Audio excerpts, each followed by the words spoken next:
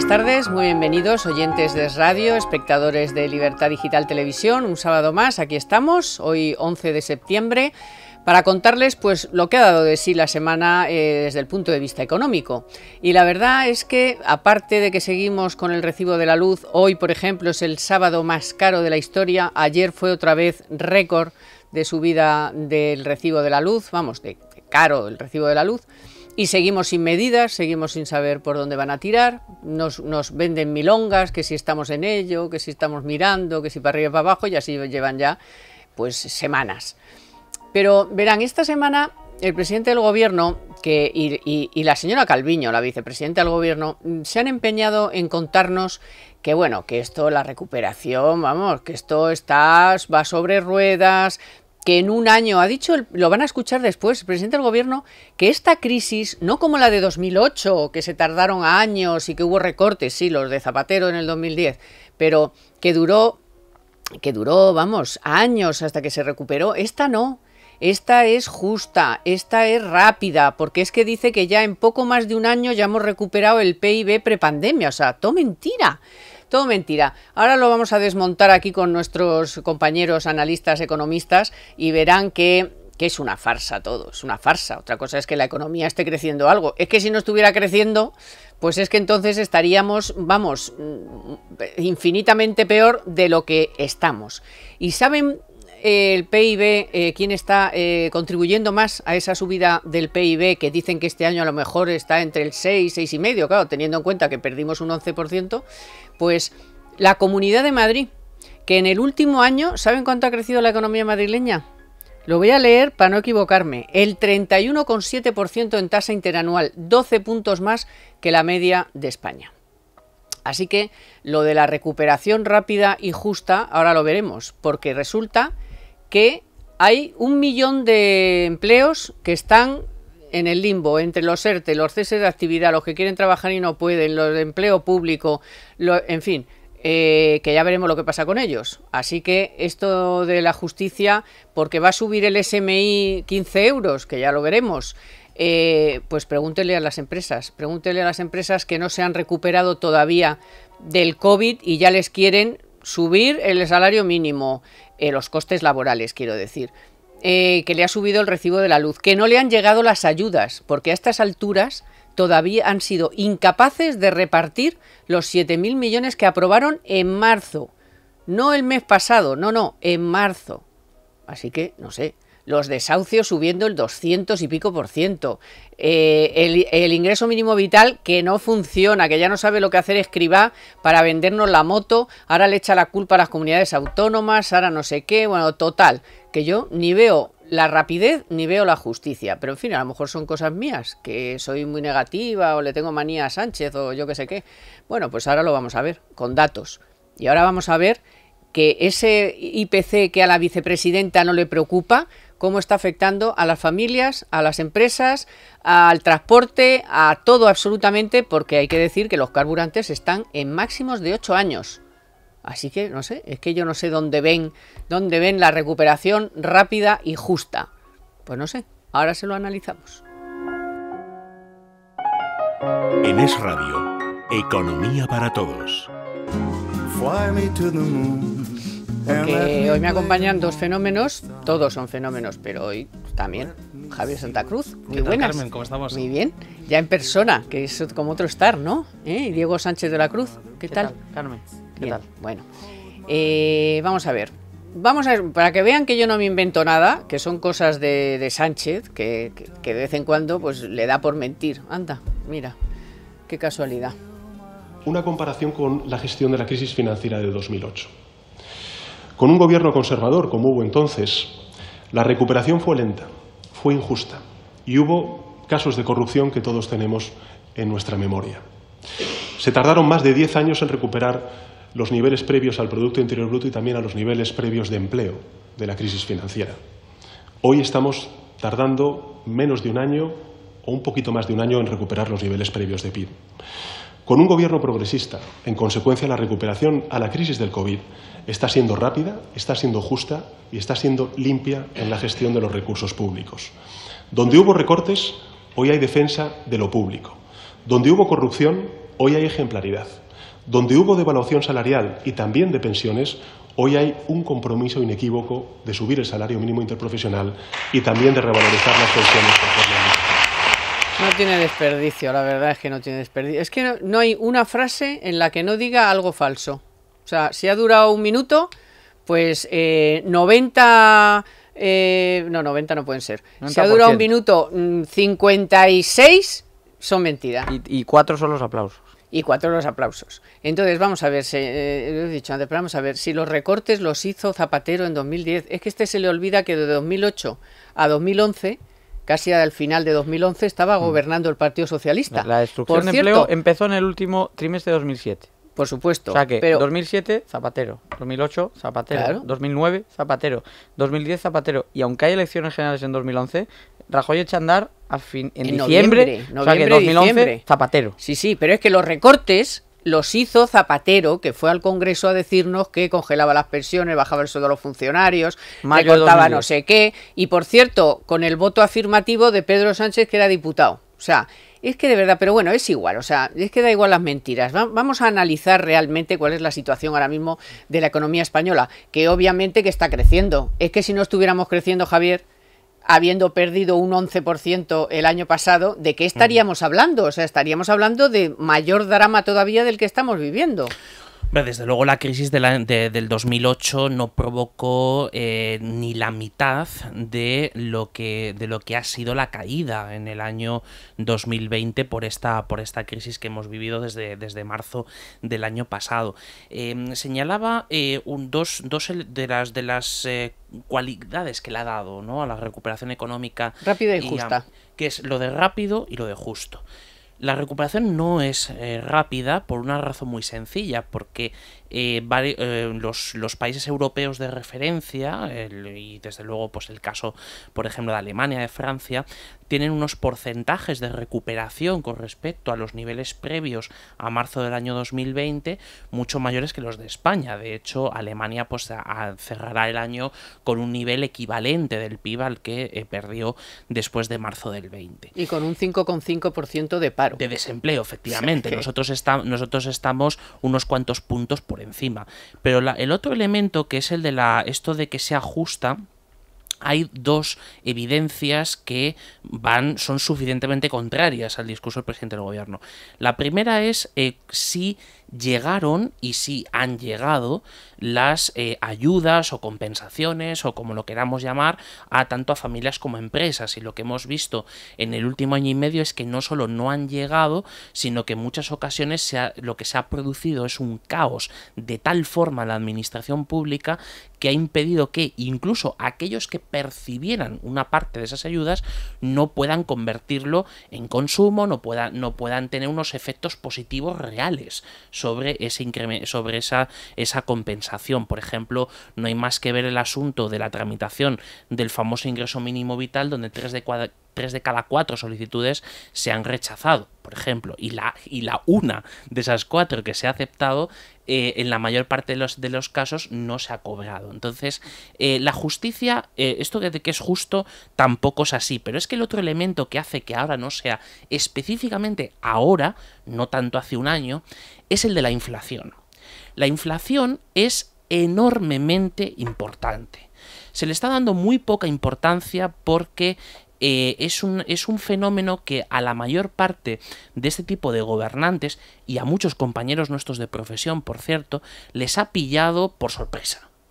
Era un elemento que, bueno, la inflación nunca se va a dar. ¿Cómo se va a dar? Si ya hemos vivido 10 años de tasas de inflación muy bajas y, de hecho, aquello que se decía siempre de que nos parecíamos mucho a Japón, ¿no? Y que una de las consecuencias de la japonización de Europa era que la inflación nunca iba a repuntar y nunca iba a ser un fenómeno preocupante. Pues bien, tenemos inflación por muchos lugares de las cadenas de producción y del conjunto de los sectores de la economía.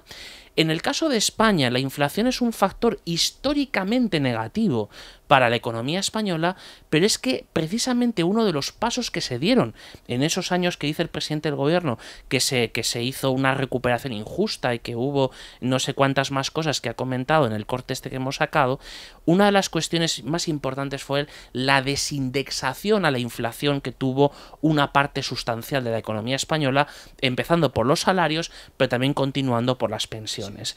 ¿Y ahora qué tenemos? Tenemos una carga que hace 10 años conseguimos quitárnosla y fue enormemente positivo. El proceso de desinflación de las economías europeas, especialmente de la española, fue enormemente importante para consolidar una recuperación de la economía después de la crisis del 2008. Ahora es la losa que pesa sobre la recuperación de la economía española, porque no olvidemos que una parte sustancial de la recuperación económica en España se hace con el consumo familiar.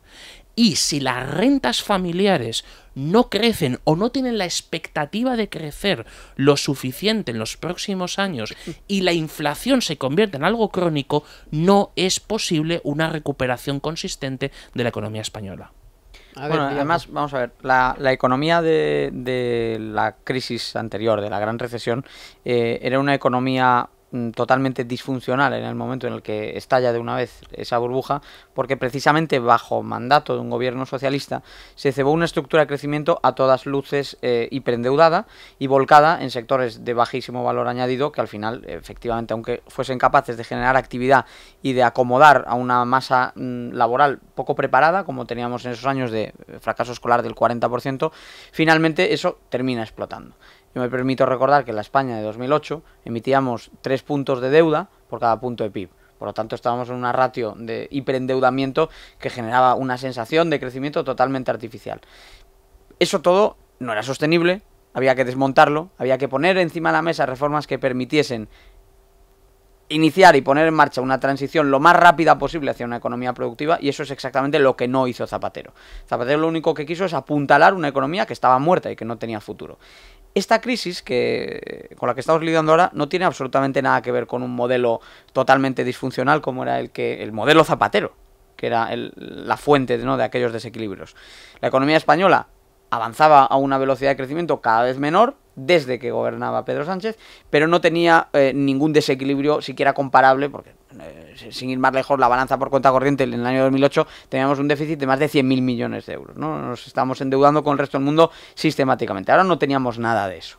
Lo que hemos hecho es encerrarnos en nuestras casas por orden del gobierno, parar algunos sectores de actividad por orden del gobierno y luego reactivarlos también por orden del gobierno. Por lo tanto, la estructura productiva no se ha alterado ni se tiene por qué alterar. Es el gobierno el que ha decretado, comillas, esta crisis con cada decisión de cerrojazo y el que la ha puesto en reapertura. Por lo tanto, no estamos ante una crisis que obedece al ciclo económico, a una sobresaturación de los patrones de crecimiento. No estamos en absoluto ante esto. Estamos ante una crisis que en ese sentido es coyuntural, que no le es estructural a la economía española, que obedece muy específicamente a un virus y a unas medidas sanitarias, a todas luces excesivas y equivocadas, pero que se han tomado. Bien, ¿qué sabemos hoy de la economía española en relación con el resto de economías europeas que se han visto obligadas a lidiar con ese mismo shock que ha llegado de la noche a la mañana con un virus que 3 meses antes de los primeros casos no sabíamos ni que existía? En primer lugar, la caída de la producción económica en España ha sido 2 veces más intensa que en la Unión Europea y en la eurozona. Pero es que además la caída de España ha sido aproximadamente entre un 30 o un 60%, depende del país que tomemos como referencia, más intensa que la de los principales mercados del sur de Europa. Es decir, no solo estamos peor que Alemania, es que estamos peor que Portugal, estamos peor que Italia y también estamos peor que Grecia, en todos los indicadores, en todos.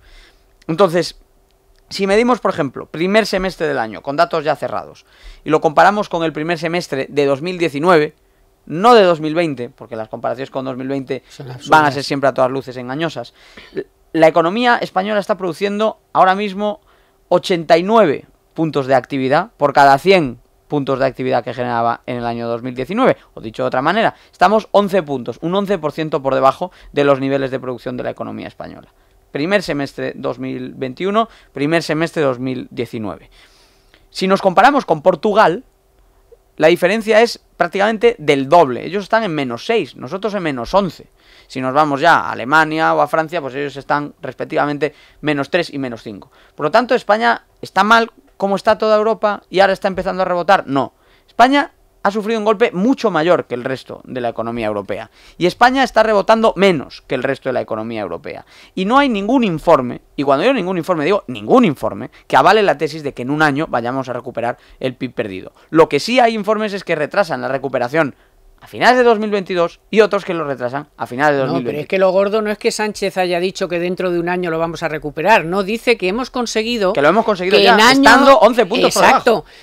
La mentira es que en año y primero ha dicho un año, luego ha dicho, bueno, año y un poco, para que no vaya a ser que un año y un poco, que ya prácticamente hemos recuperado. O sea, pero vamos a ver, pero no a este hombre, de verdad, es que no se le cae la cara de vergüenza. Porque es que solo tienes que coger los datos que cogéis y que manejáis todos los días. Y que es que además sí, se han utilizado mucho las tarjetas de crédito. Hombre, claro, no utilizamos efectivo. Quiero decir, todo lo que compramos lo compramos con tarjeta. Sí. Entonces son también datos que hay que coger con poco con pinzas. El empleo ni te cuento. Mira, el empleo, el 80% del empleo creado, y luego están los ERTES y los ceses de actividad, pero del empleo creado el 80% es empleo público. Y de lo que puedas considerar crecimiento, tenemos que tener en cuenta que está dopado el dato de crecimiento, porque tenemos 30 puntos más de deuda pública. Es que estamos en un 95%. Y estamos en un 125% del PIB cuando hacemos la comparativa inicio de la pandemia, verano 2021.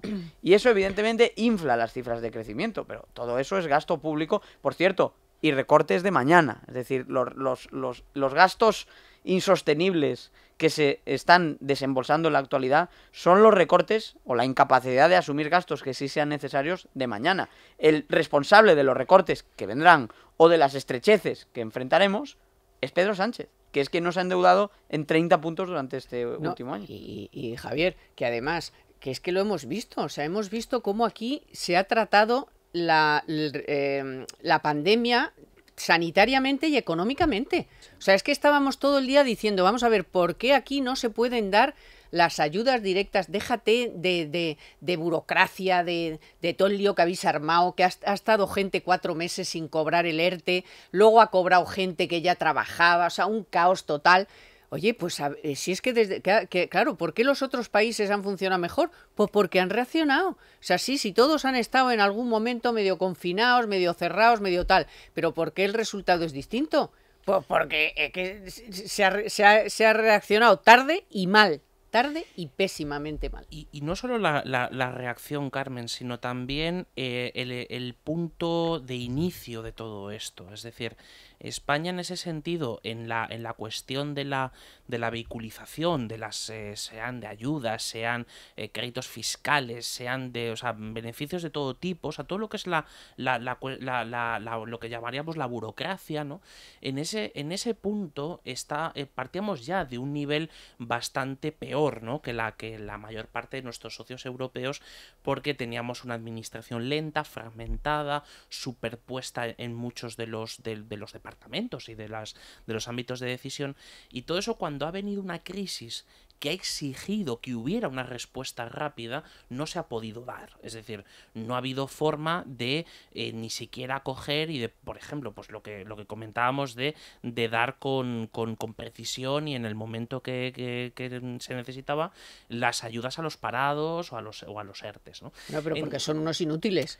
Claro, porque vamos a ver, es que tampoco era tan difícil. Luego. Pero si lo primero que haces es duplicar el tamaño del Consejo de Ministros, pues ya te estás enviando una idea de cuál es tu cultura de la organización de gobierno. Y es precisamente lo que estás diciendo, Javier, o sea, ineficiencia pura. Claro, y además, y todo eso añades otro elemento sustancial, que es la eterna contradicción que hay en un gobierno como este, de lo que hacen los unos, que intentan contrarrestar los otros, que los otros hacen tal cosa. Es decir, lo hemos vivido en los últimos días, sin ir más lejos, con la cuestión de la ampliación del aeropuerto del Prat, ¿no? De cómo aquí, pues unos contra otros, y aquí no hay ningún tipo de acción esta semana el Prat, la anterior, el salario mínimo, es que es una guerrilla interna continuamente. La política energética, que es otro de los elementos. Y hay un tema, perdona, Carmen, a mí la inflación me preocupa muchísimo. Es un monstruo sí, pues capaz... a la vicepresidenta Calviño no, ha dicho, a mí no me preocupa. No, pues es un tema en el que además estas frivolidades yo creo que van a envejecer muy mal, porque, hombre, los datos y los indicadores nos confirman que evidentemente hay un alza de precios. Estados Unidos hemos vivido ya varios trimestres ya en los cuales la senda alcista de los precios era cada vez más evidente, precios creciendo a un 5%, y evidentemente, pues bueno, lo que tenemos aquí va por ese camino. Y a mí lo que me preocupa es que hemos abandonado lo que decía Javier, que era el proceso de desinflación de la economía española, que es, no le hemos prestado la suficiente atención a lo importante que era eliminar la trampa de la indexación en tantos y tantos mecanismos dependientes del gasto público. Por ejemplo, solo por el aumento del IPC, por ley, el gasto público ahora mismo debería aumentar 10.000 millones de euros. No lo va a hacer.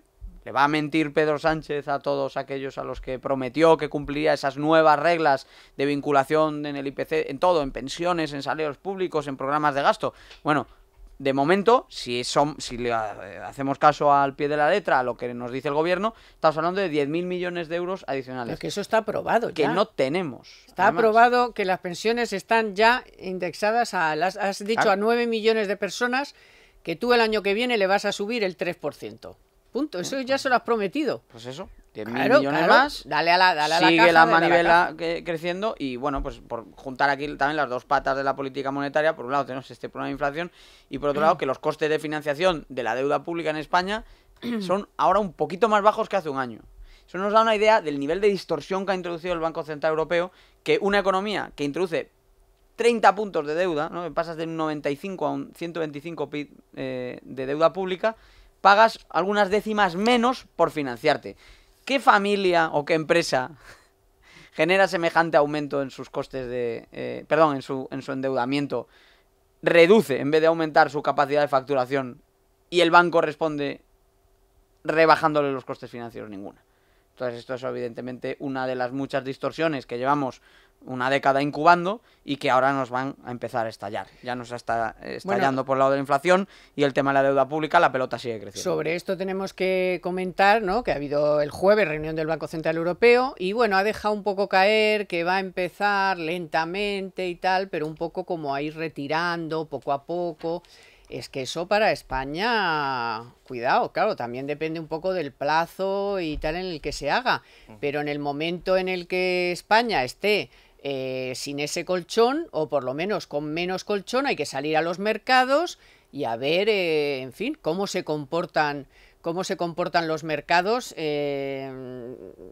pues con esta situación de la economía, con las empresas agonizando, con las familias agonizando, con todo este chorro y eso que están paralizados los desahucios, los no sé qué, la ley concursal parada, sí, o sea, sí, que es que el día que eso se abra el tapón, eso va a ser, vamos, en fin. Bueno, vamos a ir pensando los dos en estos dos asuntos que me interesan, el del Banco Central Europeo sobre todo, y estas cosas que están taponadas, y qué pensáis de si eso cuando se abra, pues qué puede ocurrir, ¿no? Porque ya hemos visto que han aumentado un 200 y pico los desahucios, pero imagínate cuando se destapone. Bueno, vamos entonces verán, ha sufrido la pandemia, Filomena, Danas, bueno, pues y sin embargo el sector agrícola ha estado ahí, o sea, no nos ha faltado en ningún momento abastecimiento en las tiendas, en los mercados, en los hipermercados, alimentos, ¿no? Seguro que creíamos que era natural, ¿no? Que bueno, pues aquí en España nunca han faltado los alimentos, pues qué importa una pandemia, no, sí, o sea, el esfuerzo que han hecho ha sido enorme, y quizá, bueno, algunos, yo por lo menos, ¿no? Al final he acabado entendiendo, vaya trabajo el del sector agrícola y ganadero, que con todo lo que ha ocurrido, con todo lo que han sufrido, oye, no nos ha faltado ni un solo día en las tiendas ningún producto. Es que el papel de higiénico, que no tiene nada que ver con este sector, pero todo lo demás ha estado llenando y además es que y llenaban y reponían e íbamos y seguían, o sea, impresionante. Pero en todo caso, pues bueno, aún este sector pues sigue necesitando todo el apoyo de la sociedad y sobre todo del sector público y de las grandes empresas. ¿Por qué? Pues porque tienen que seguir avanzando no solo en el reconocimiento de toda la sociedad, sino también en medios tecnológicos para avanzar pues, al compás precisamente de la sociedad. Verán, Banco Santander es una de esas entidades, lo demuestra el hecho de que solo durante el primer semestre de este año, ha destinado al sector agroalimentario 1.900 millones de euros con un refuerzo especial de las campañas dirigidas a los sectores del cereal, frutícola y hortalizas. Pero es que además esa cantidad se une a los 7.567 millones que la entidad invirtió en todo 2020. Bueno, pues para conocer más sobre la actual situación del sector y el apoyo que recibe de entidades como Banco Santander, hoy contamos en el programa con el CEO de Agroptinum, que se dedica a la plantación de pistachos y al viñedo. Es don Ángel Minaya, que creo que ya está al otro lado del hilo telefónico. Muy buenas tardes, don Ángel. Sí, buenas tardes, ¿qué tal? Muchísimas gracias por acompañarnos y por contarnos, porque yo decía, ¿no? Un poco, bueno, aquí en España, pues bueno, siempre estábamos acostumbrados, no, yo creo que no le dábamos importancia a lo que ha sido una cosa absolutamente, vamos, de chapó, el que con todo lo que ha sufrido el sector de la pandemia, de Filomena, de Danas, de tal, no nos ha faltado ni un solo día productos en los estantes, ¿no? ¿Cuál es en este momento la situación del sector después de todo esto que han sufrido, pero que han estado ahí todos los días? Pues muy bien, lo que tú comentabas, que al final esta actividad es una actividad muy sacrificada, que tiene mucho trabajo, que nunca se ve ni se valora en muchas ocasiones, pero sí que es cierto que somos los agricultores, yo me incluyo como agricultor, somos muy fieles a nuestros clientes y por supuesto a nuestros cultivos, porque siempre estamos ahí al pie del cañón. Al final estamos trabajando siempre de continuo con seres vivos, que son lo que nos da la alegría y la motivación para seguir en el día a día, y por supuesto con un interés mayor, que es complacer a todos los clientes que al final acaban recibiendo y retirando sus productos en las cadenas de supermercados o en cualquier tienda para poder consumir en casa. Entonces, bueno, pues el sector ahora, después de todas estas catástrofes, porque hay que llamarlas catástrofes, que cada vez se están agravando más, tiene muchos problemas porque no nos encontramos en una buena situación con el tema con el medio, ¿no? Con la climatología que tenemos es cada vez más drástica. Pero sí que es cierto que a pesar de todo esto, el trabajo y las ganas y las nuevas tecnologías y la forma que se está desarrollando esto, pues cada vez se le ponen remedios más tajantes y se sacan mejores soluciones. Está claro que cuando... Sí, y esta sensación que tenemos muchos, ¿no? De que, bueno, pues habíamos dado por hecho que esto funcionaba y ya está, que no, bueno, pues que ahí estaban los productos y que la agricultura funcionaba y que la ganadería funcionaba, pero ¿realmente han sentido la recompensa a tanto esfuerzo? Pues está claro que no, porque realmente el trabajo y la implicación que hay en el sector no se ve luego recompensado a la hora de finalizar en la cadena, que es cuando ya entra en los grandes comerciantes o en los grandes supermercados que luego llegan al cliente final. Entonces, todo este esfuerzo no se ve recompensado de una forma directa, porque al final los beneficios económicos, que es por lo que todo el mundo trabajamos, se agravan en contra de muchos productos, de los cuales se producen con mucho cariño y luego no tienen ni precio para poderlo defender, simplemente cubrir gastos. Es un poco lastimoso, la verdad. Creo que había que trabajar muchísimo más en desarrollar estas líneas y en fortalecer esa comercialización que tanta falta nos hace a los cultivadores, agricultores españoles. Porque vamos a ver, el sector es obvio que se ha modernizado, claro, pero aún necesita más. ¿Qué es lo que necesita el sector para avanzar en la modernización? Sobre todo al compás de la modernización del resto de la sociedad y de otros sectores, no quedarse atrás. Pues ¿Qué lo que necesita? necesita es que las culturas que normalmente se vienen teniendo de las generaciones que van pasando de abuelos a hijos, de hijos a nuestros futuros hijos, pues realmente no tienen la cultura y no tienen la conciencia de poder adaptar las nuevas tecnologías. Entonces habría que, y es por la línea que nosotros vamos dentro de nuestra empresa, hay que matizar, hay que promover, hay que enseñar a la gente que hay nuevas alternativas que son muy necesarias de saber manejarlas y de tener la posibilidad de poder obtenerlas, porque ahí es donde podemos sacar la máxima eficiencia a la rentabilidad de los cultivos. Es decir, pues con nuevas líneas de herramientas, maquinarias tecnológicas, pues se puede producir más en menos tiempo de una forma menos costosa. Bueno, efectivamente usted dirige Agroptimum, que es una empresa que está transformando la agricultura tradicional en una, pues bueno, intento que tenga mayor calidad, pues innovando, investigando. ¿Qué ayudas públicas está recibiendo usted, o sea, su empresa en concreto, pero un poco lo que usted ve del sector para llegar a esta innovación, modernización, y qué ayudas públicas reciben?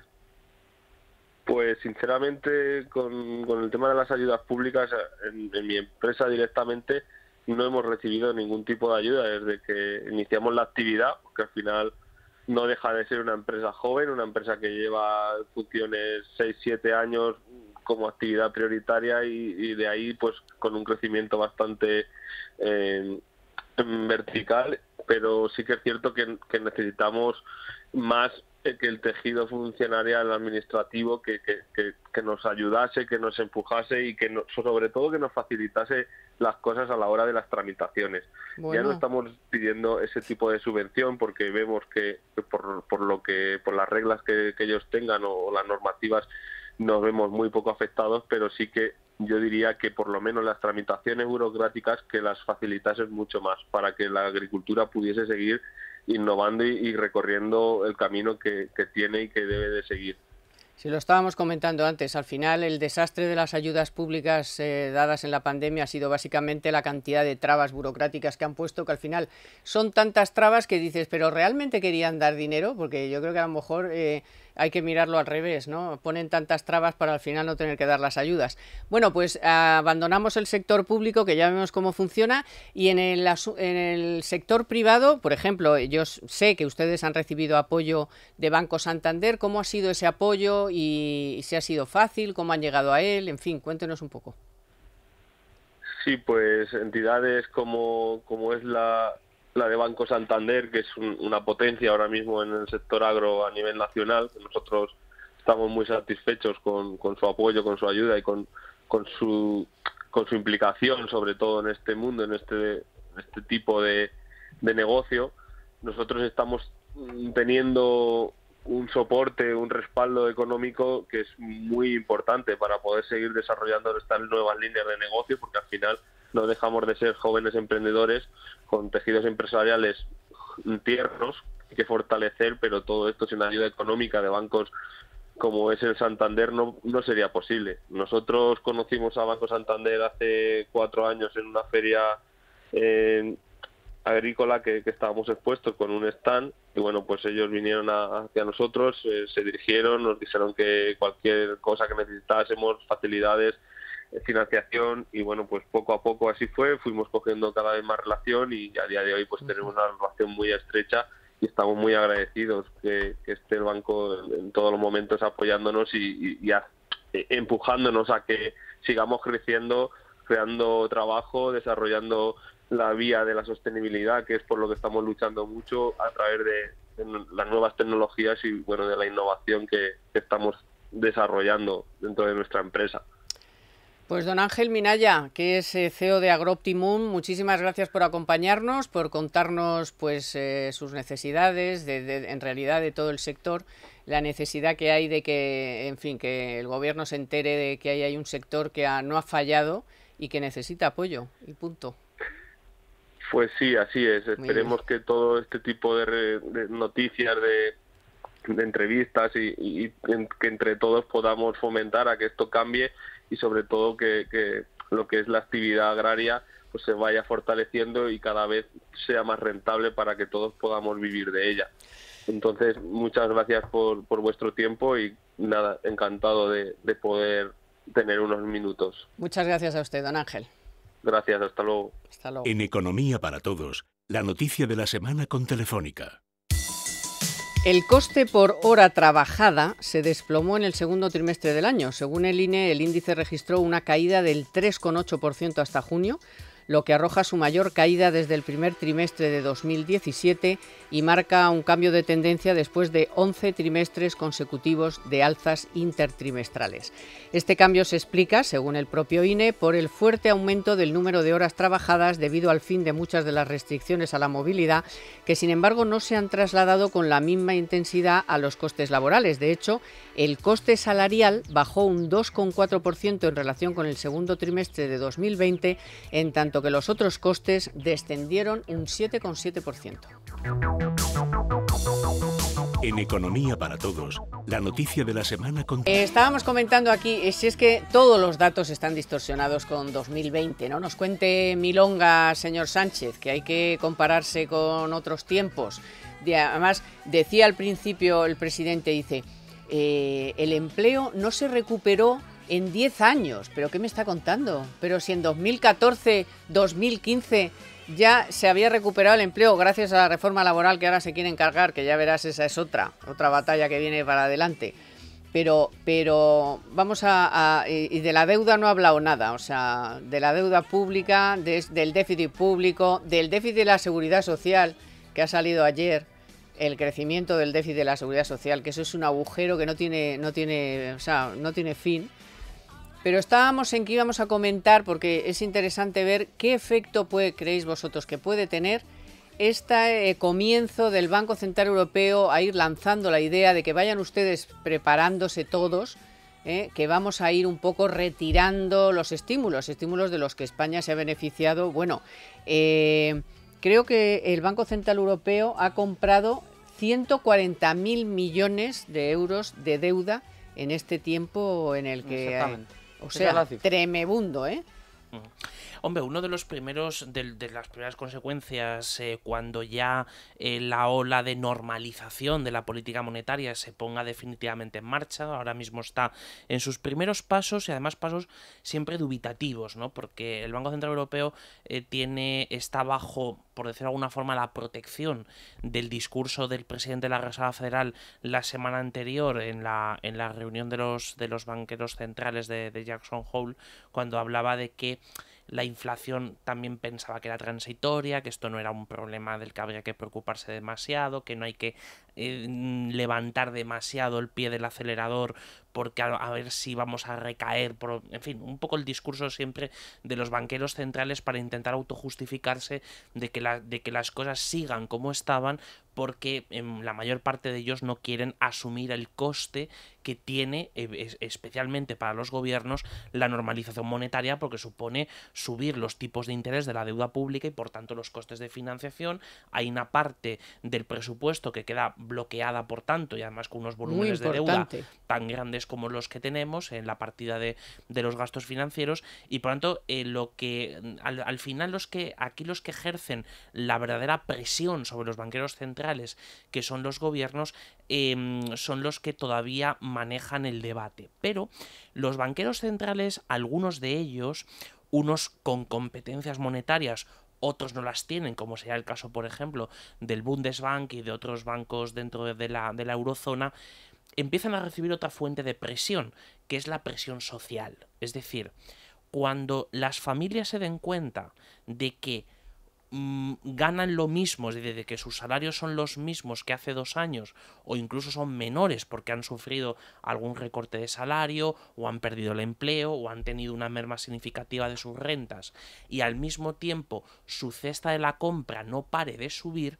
la inflación siempre es un motivo de revuelta y de protesta social, o sea, desde muchos aspectos, pero eso hay que tener la cautela de que pueda volver a suceder, especialmente las economías que han sufrido más el coronavirus, como es el caso de España. Entonces, un elemento ya por último, un elemento sustancial donde se va a notar la primera diferencia de que se empieza a normalizar la política monetaria, es que ahora mismo la deuda italiana y la deuda española están sobrecompradas por el Banco Central Europeo. Es decir, los programas de compras se estructuraban en torno al porcentaje del capital que tienen los países en el Banco Central Europeo, ¿no? Entonces, nosotros tenemos un porcentaje del 10%, por poner cifras redondas.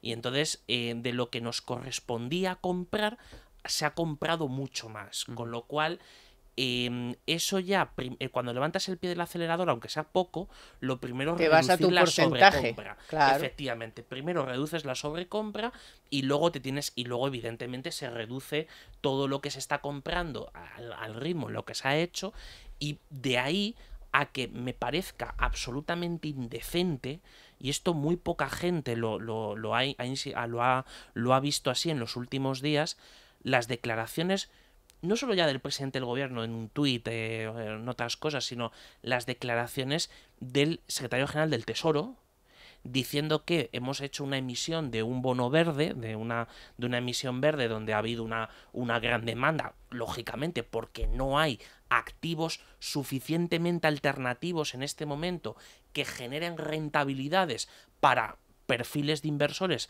de riesgo bajo, y por tanto ese tipo de emisiones se convierten en elementos alternativos, para que este señor diga que esto es una muestra de confianza en la economía española, pero ojo, de confianza en la transición verde que está haciendo España.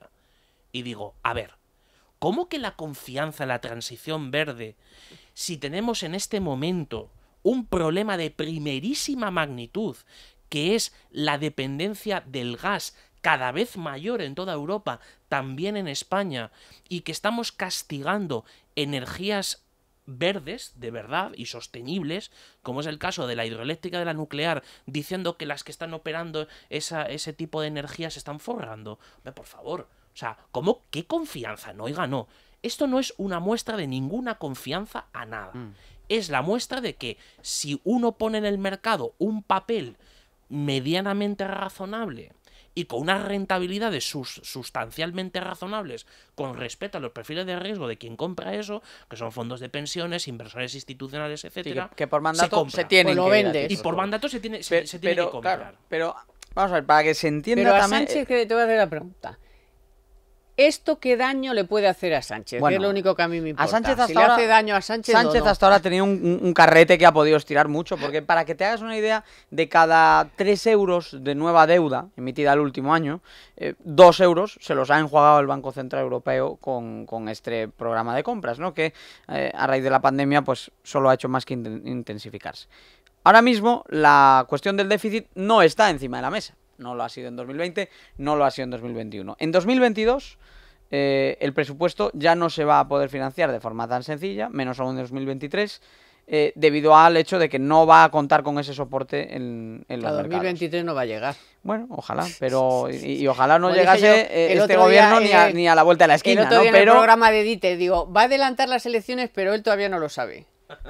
bien, pero para que te fijes un poco, claro, ese es el efecto de distorsión tan grande que tiene, ¿no? El haber enjuagado literalmente, solo en el último año, más de 200.000 millones de euros, ¿no? Buena parte de ellos refinanciados a través de estos programas, porque es refinanciación, ¿no? Es deuda sobre deuda, y los títulos muchas veces decimos que la deuda la van a pagar nuestros nietos, ¿no?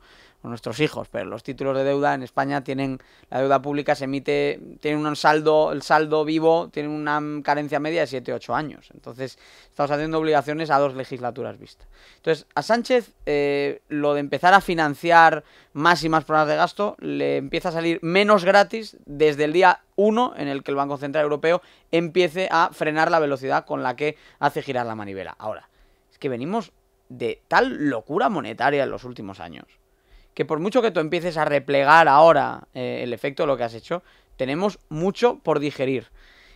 Draghi hizo algo muy curioso. En esto casi nadie se ha fijado. Cuando prometió que haría whatever it takes, lo que fuera necesario, ¿no? Para salvar la estabilidad de la eurozona, redujo el tamaño del Banco Central Europeo. Todo el mundo asume que esa declaración fue el punto de partida de una etapa expansiva. Fue suficiente el mensaje de Draghi para que los mercados se calmasen. Fíjate también la irracionalidad con la que pueden operar los agentes en el corto plazo. Y el tamaño del Banco Central Europeo, en los 2 años siguientes, revirtió todo el aumento que había experimentado en los años de crisis. Sin embargo, lo que hemos visto en los últimos año y medio, 2 años, es otra multiplicación exponencial de todos los activos bajo gestión del Banco Central Europeo. Y efectivamente, detrás de todo eso hay un dinero de nueva creación que se ha ido colando por distintos segmentos de la economía. Uno de ellos también son las bolsas, que en el momento en el que empiecen las correcciones también van a tener que empezar a discriminar, porque ahora mismo vemos cotizaciones de algunos activos que evidentemente no responden a los fundamentales. Entonces, no solo Sánchez, obviamente esta noticia pues le empieza a marcar un final a la barra libre. También hay empresas que evidentemente han tenido en estos años una valoración bursátil que quizá no se va a respaldar tan fácilmente con menos liquidez y con menos dinero en los mercados. Bueno, no quiero que dejemos de hablar del salario mínimo interprofesional porque sigue ahí, sigue encima de la mesa, siguen intentándolo como sea, con acuerdo, sin acuerdo, por arriba y por abajo. Pero a mí, de verdad, lo que me ha parecido más grave, o sea, yo es que ya de Yolanda Díaz es que me niego a hablar, o sea, en este momento. Me preocupa más Escrivá, que era una persona que de verdad yo creía que, yo lo pensaba de verdad, que era un tío con un currículum, con una historia, con unos informes a sus espaldas, y que se ha atrevido esta semana ya en un desbarre total, en una indignidad total, en un ya me da igual todo y lo tiro a la basura, mi currículum mental, yo quiero ser ministro por encima de lo que sea, que es que no, escúchenlo ustedes de verdad, escuchen a Escrivá esta semana, defendiendo el salario mínimo de esta forma. Lo que hay que hacer es, dado que puede tener efectos sobre el empleo, sobre algunos colectivos, por ejemplo, algunos jóvenes, en algunos sectores, en algunas geografías, hay que establecer políticas paralelas para ayudarles a ellos, por ejemplo, en formación. Ese es el camino, es decir, para evitar los efectos que puede tener una subida del salario mínimo profesional sobre algunos colectivos concretos. O sea, va a tener efectos, ya reconocemos que el salario mínimo de la subida ahora mismo, que antes también, pero esta subida del salario mínimo va a tener efectos sobre el empleo y además, lo que le ha faltado decir, sobre los grupos a los que nosotros les decimos que les vamos a mejorar, pero no, esos son los que van a perjudicar a los jóvenes. Te daremos un cursillo o una subvención. Te vamos a dar un cursillo. Y es que además también dijo en otro momento que merecía la pena, o sea, va a tener efectos, pero merece la pena. O sea, pero de verdad, ¿ha perdido el norte este señor? De verdad, o sea, este señor que nos sacó un informe que lo debería de tener ahí todo el día diciéndole a Sánchez, oye, que esto que estamos haciendo de tal, que podemos bajar el gasto público 15.000 millones en subvenciones, que esto lo tengo yo aquí muy estudiado, lo tengo yo spending review, lo tengo yo estudiado. Y no, va el tío y dice que no importa que se pierdan empleos porque luego ya le daré yo una ayuda. O sea, ¿de verdad? Con esto, con este corte de Escrivá me acabas de dar el sábado. No, si es que se ha quedado en shock. O sea, si bueno, los oyentes de la radio no le ven la cara, los espectadores de la televisión sí, pero le tenían que ver el caret, o sea, se ha quedado en shock. En shock. Luego cuando se vea, cuando aquellos que no hayan podido, que no estén siguiéndolo en directo, sino que lo puedan ver después, se puede ver. No, es que hay veces, vamos a ver, hay veces que quedas marcado por disparates concretos, ¿no? Entonces, en cada época hay una cosa distinta, ¿no? Entonces, este va a crear escuela. O sea, es impresionante, aparte de indecente, lógicamente, pero es impresionante reconocer en primer lugar, que eso está muy bien, los efectos, las consecuencias negativas del salario mínimo. Sin haberse planteado un debate que nunca se ha planteado en España. No, porque al gobernador del Banco de España había que echarle al barranco por haber dicho... Sí, bueno, que pedir perdón. No, y tirarlo por el barranco. ¿Os acordaréis de aquella secretaria de Estado de Empleo en el anterior gobierno, en el primero de la moción de censura, cuando decía que lo del Banco de España que se lo tenían que hacer mirar, ¿no? O sea, que decía que no había rigor, aquella señora que no sé ya ni dónde andará. Bueno, la cuestión es la siguiente. En España no ha habido nunca un debate, ni en política económica, pero es que ni siquiera entre los economistas, de cuáles son de cuál es el balance entre beneficiados y perjudicados del salario mínimo. Porque lo primero que hay que saber, esto lo primero, entonces primero de carrera, lo primero que hay que saber es que el salario mínimo no significa la subida automática de todos los salarios. Que es que esto hay que recordarlo. O sea, estamos en un país donde hay que recordar que la transmisión de los crecimientos salariales y la dinámica salarial se hace con base a una negociación colectiva donde el salario mínimo es un dato ya dado de previamente, incluso que se actualiza después de la negociación colectiva de cuando se ha determinado el nivel de salarios entre patronal y sindicatos. Bien, entonces, que suba el salario mínimo en España beneficia a 2 millones de personas.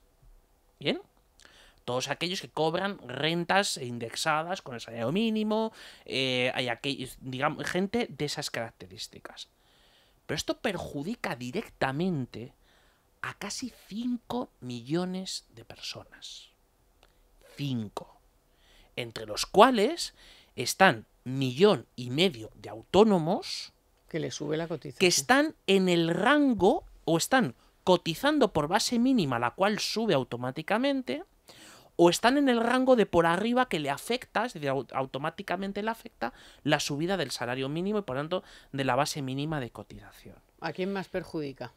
Perjudica de una manera muy, muy especial el salario mínimo, no solo ya a los jóvenes a la entrada al mercado de trabajo, sino muy especialmente a todos aquellos sectores y, digamos, personas entre los 35 y los 45 años, aprox, de los más 30-45, que están en rangos salariales de en torno a entre los 1.200 y los 1.800 euros brutos, los cuales el porcentaje de la masa salarial ha crecido de una manera extraordinaria en los últimos años, es decir, el peso de todos estos que están aquí.